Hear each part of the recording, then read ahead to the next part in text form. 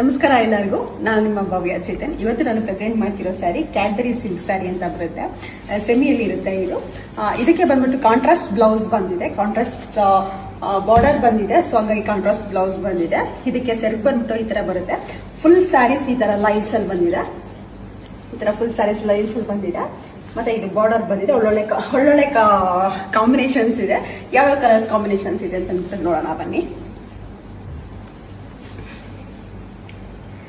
sky ಬ್ಲೂಗೆ navy blue ಇದೆ,